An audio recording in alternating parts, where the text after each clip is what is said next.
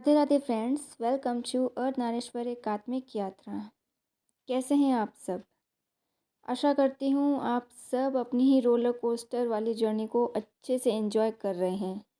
खैर, सीधा बढ़ते हैं आज के टॉपिक पर, जो कि अगेन पेरेंट्स डोमिनेशन से ही जुड़ा है। और काफ़ी अच्छा लगा, लास्ट वीडियो में कुछ डीएस ने खुल के अपनी सिचुएशन रखी, अपना पेन शेयर किया। कुछ हाईली अवेकन्ड हैं जो इस स्थिति से अच्छे से निपटना जानती हैं। क्या आप जानते हैं, जब पेरेंट्स आपको डोमिनेट करते हैं, डराते हैं, तो आपकी एनर्जीज फ्लक्चुएट क्यों हो जाती है? बिकॉज आपके अंदर के वुंड्स पूरी हील नहीं हुए होते हैं। वुंड इस बात का होता, मन ही मन हम इस बात को सोचते रहते, रोते रहते कि कब मेरे पेरेंट्स मुझे प्यार करेंगे। उन्हें मेरी फ़िक्र क्यों नहीं? जितना प्यार वो आपके भाई बहन से करते हैं उतना मुझसे क्यों नहीं? मुझे क्यों इग्नोर किया जा रहा? अंदर ही अंदर वो पेन बढ़ता है, क्रेविंग बढ़ती है, तरसते हैं कि पेरेंट्स कब प्यार करेंगे, कब मुझे समझेंगे, क्यों वो मेरी पसंद से खुश नहीं है। ये सब हमें अंदर से कचोटता है। आखिर क्यों हम भावनाओं में बहते हैं? क्योंकि हम अपने आप को पूरी तरह नहीं समझते। हमारी चेतना असुरक्षा, डर और इच्छाओं के इर्द गिर्द बंधी रहती है। यानी सब निचले तल के विकार चेतना को बांध लेते हैं। हम सुरक्षा चाहते हैं और इसे रिश्तों, चीज़ों या विचारों में खोजते हैं। हम सोचते हैं ये व्यक्ति हमारे पास होगा तो हम सुरक्षित होंगे, हमारे पास पैसा होगा तो हम सुरक्षित हैं, कई सारी दुनिया भर की मटेरियल चीज़ें हमारे पास है तो हम सुरक्षित हैं। कई तरह के विचारों से बंध जाते हैं, पैटर्न से छूटना पसंद नहीं करते, क्योंकि हमें सुरक्षा का भाव मिलता है उन पैटर्न से, उन प्रोग्रामिंग से। और जब यही सुरक्षा खतरे में दिखती है, टूटी हुई दिखती है, तो हमें दुख, ईर्ष्या, क्रोध में बहने लगते हैं। हम ज़्यादातर अतीत की यादों में, भविष्य की चिंताओं में जीते हैं। तो इन भावनाओं से मुक्ति पाने का एकमात्र उपाय है खुद को गहराई से समझना। अति भावनाओं में बहना भी ठीक नहीं होता, इसलिए आत्मनिरीक्षण करने से वो स्वयं नियंत्रित हो जाती हैं। तो जब आप बहुत ज़्यादा फीलिंग्स में होते हो, आप पेरेंट्स की उस प्यार के लिए, लव के लिए क्रेविंग करते हो, तरसते हो, तो यहाँ आपके चाइल्डहुड वुंड्स, पेन सब सरफेस पे आते हैं। चाइल्डहुड से आप, मतलब आपके जो पेरेंट्स थे आपके लिए इमोशनली अवेलेबल नहीं थे।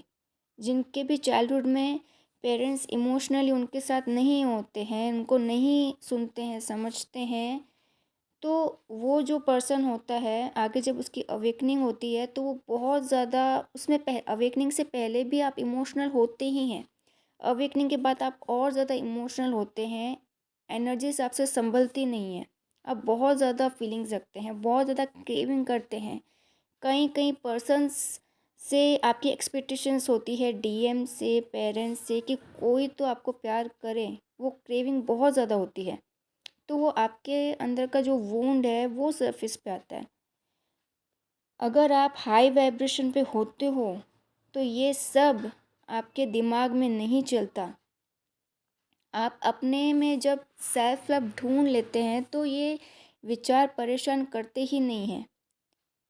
एक टाइम पे मेरे दिमाग में भी ये विचार चलते थे, खूब रोती थी, पर फिर सोचने का नज़रिया बदल दिया कि जिन पेरेंट्स के प्यार के लिए आप इतना तरसते हो वो हैं तो मिट्टी के पुतले ही आखिर। और आप, मैं, सब मिट्टी के पुतले हैं। एक दिन मिट्टी में मिल जाने के बाद किसी का किसी से कोई वास्ता नहीं। वो अपने नए कर्म प्रारब्ध लेके अगले जीवन में जाएंगे। आपका रास्ता कुछ अलग होगा, आपका मार्ग कुछ अलग होगा, पर आपको नए प्रारब्ध नहीं बनाने। आपका लक्ष्य सिर्फ डिवाइन है, मोक्ष है। अगर आप क्रेविंग करेंगे, अगर कोई आपके लिए इमोशनली अनअवेलेबल है तो आप खुद को हील कीजिए। अगर आप क्रेविंग करते रहेंगे तो फिर नए प्रारब्ध बनेंगे आपके उनके साथ अगले जीवन के लिए। उनको पेरेंट्स मानने से पहले मिट्टी का पुतला मानिए। हम अपने कार्मिक कॉन्ट्रैक्ट्स ख़त्म करने आते हैं। अगर उनसे प्यार की भीख मांगेंगे तो कार्मिक कॉन्ट्रैक्ट्स बढ़ेंगे, फिर नेक्स्ट लाइफ टाइम में मिलोगे, फिर सब रिपीट होगा। डीएफ्स की इंडिपेंडेंट होने की वजह से सोसाइटी किस तरह बदल रही है, ये तो खुद नहीं देख पा रही हैं। आप खुद देखिए चारों ओर कि कैसे यूनिवर्स इस प्लेनेट अर्थ का जो कर्मा है उस कर्मा को बैलेंस कर रही है। 40% केसेस है जहाँ लड़कियां अब शादी में इंटरेस्ट नहीं ले रही हैं, वो अपने इंडिपेंडेंस को पहले रख रही हैं। नेक्स्ट 10 ईयर्स में ये आंकड़ा आप 80% मान लीजिए। और अब चारों ओर जैसी बातें हो रही है, सुनने में आता है कि लड़कों को शादी के लिए इजीली कोई लड़की मिल नहीं रही, बिकॉज जो इंडिपेंडेंट है, अवेकन्ड हैं, वो कंडीशन रखती हैं कि शादी के बाद वो अर्न करेंगी, अपने लिए फ़ैसला खुद लेंगी। तो वहाँ लड़के ऐसी लड़कियों को रिजेक्ट कर देते हैं। पर हो क्या रहा है, उनके नसीब में आ रही हैं को डिपेंडेंट रहने वाली, जिसको ट्विन फ्लेम जर्नी में हम कार्मिक बोलते हैं। उनके नसीब में वो को डिपेंडेंट लड़की आती है, अनहील्ड लड़की। समाज और परिवार की कठपुतलियों को वो पसंद कर रहे हैं, क्योंकि वो खुद एक को डिपेंडेंट लड़की से ही शादी करना चाहते हैं। तो आप खुद सोचिए कितना बड़ा कर्मा मिल रहा है मैस्कुलिन्स को, जो खुद अनहील्ड होते, पुराने पैटर्न्स पे चलते, वो अनहील्ड पार्टनर ही चुनते। मेरे डीएम ने भी चुना कार्मी को ही है, एक को डिपेंडेंट लड़की को जो पढ़ लिख कर भी दूसरे पर आश्रित रहना चाहती है। सारे डीएम जो अनअवेकन होते हैं वो यही स्टेप लेते हैं। ये सारा गेम सिर्फ लस्ट को फुलफ़िल करने के लिए होता है। शादी हुई, इंटीमेट हुए और 1-2 साल बाद बच्चा। अब कोडिपेंडेंसी यहाँ भी होती कि काफ़ी लड़कियों को नहीं पता कि शादी के बाद कब बच्चे होने चाहिए। ये उनके हस्बैंड और इन-लॉज़ डिसाइड करते हैं। वो डिसीजन भी इन-लॉज़ ही लेते हैं कि अब हमें हमारा ग्रैंड चाइल्ड दे दो। मतलब गर्भ आपका, 9 महीने ढोना आपको है बच्चे को। आप मेंटली फिज़िकली प्रिपेयर हो या नहीं, ये सब आप विचार नहीं करते। तो आप को डिपेंडेंट ही हुए यहाँ पे भी। ये 3D मैरिज जो है एक्चुअली में प्रोस्टिट्यूशन इंडस्ट्री है, जहाँ फैसले क्राउन चक्र से नहीं, रूट चक्र से लिए जाते हैं। मीन्स दिमाग से नहीं, दिमाग में रहकर नहीं, प्राइवेट पार्ट से लिए जाते हैं। थोड़ा अजीब लगेगा सुनने में कि मैं क्या लैंग्वेज बोल रही हूँ। और रूट चक्र सिर्फ भोग का केंद्र होता, प्राइवेट पार्ट मैंने ये आपको अच्छे से समझाने के लिए यूज़ किया कि 3D में सब रूट चक्र से ही ऑपरेट करते हैं। सारे डिसीजन वो रूट चक्र से लेते हैं। रूट चक्र सिर्फ भोग का केंद्र होता है, जिनमें लस्ट की भूख ज़्यादा होती, वो इस प्रोस्टिट्यूशन इंडस्ट्री में कूद पड़ते हैं बिना सोचे विचारे। इतनी डिज़ायर होती उनमें लस्ट की। अगर आपका डायमेंशन चेंज हो चुका है, वास्तव में इतना इनर वर्क कर लिया है, आपका अंदर हार्मोनियस यूनियन हो चुका है, तो आप उस प्रोस्टिट्यूशन सिस्टम में कूदना पसंद ही नहीं करोगे। शादी के 1 साल बाद ही बच्चा आ रहा है तो वो शादी भोग के लिए हुई है। आपके डीएम ने वो शादी सिर्फ भोग के लिए की है। किसी ने पूछा कि मैम आप महाविनाश के बारे में कुछ बताएं। जहाँ व्यक्ति रूट चक्र से फैसले लेते, वहाँ विनाश ही विनाश होता।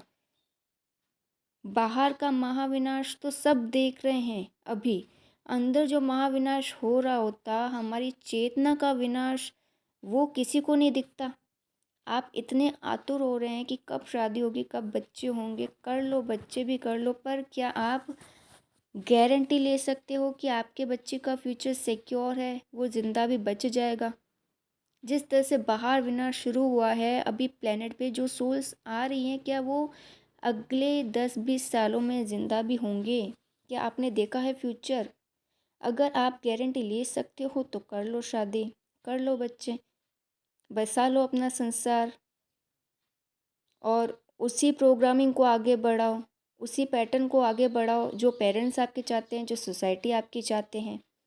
अभी कुछ दिन पहले पोस्ट किया कि जहाँ प्रेम, परिशुद्ध प्रेम चरम अवस्था में होता, वहाँ कामुकता शून्य हो जाती है।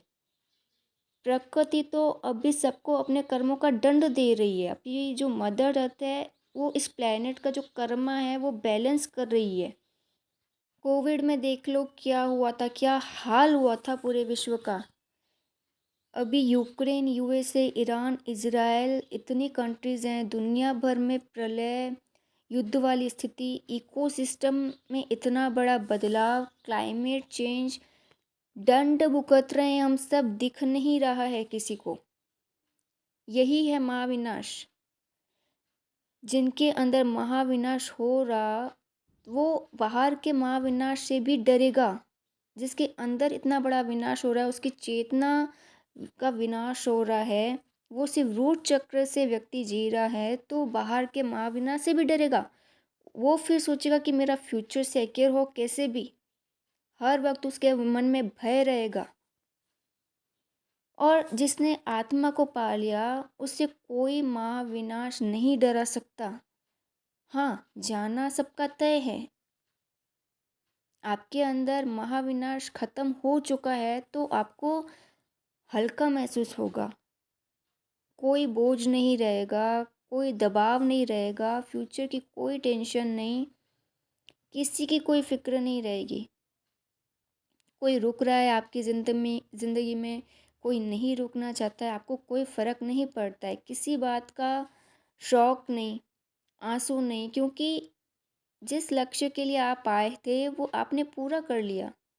डर वो रहे हैं जो लक्ष्य से चूक गए हैं, जो मानव जीवन का मूल्य समझ नहीं पाए। बार बार समझाती हूँ कि शादी ना हो पाए तो अफसोस मत कीजिए, आपके डीएम भी पारिवारिक दबाव में आके उस प्रोस्टिट्यूशन सिस्टम में कूद गए हैं, जिसका खामियाजा वो अभी नहीं सालों बाद भुगतेंगे। तो फैमिली हो, डीएम हो, समाज हो, प्यार के लिए तरसना बंद कर दीजिए। दिखा दीजिए इन सबको कि आप इनके प्यार पे डिपेंडेंट नहीं हैं। अब मैंने ये देखा है जिनमें हर तरह की आत्मनिर्भरता होती, स्पेशली डीएफ्स को मैं बोलूँगी कि अगर आप फाइनेंशियली इंडिपेंडेंट हैं तो उनको किसी के आने जाने से फ़र्क नहीं पड़ता। अगर फिर भी आप प्रोग्रामिंग को चेंज नहीं कर पा रहे हैं तो मुझसे इनवॉक सेशंस ले सकते हैं। सेशंस कहाँ लेने हैं उसका लिंक डिस्क्रिप्शन में है। Okay friends, till then goodbye and God bless you.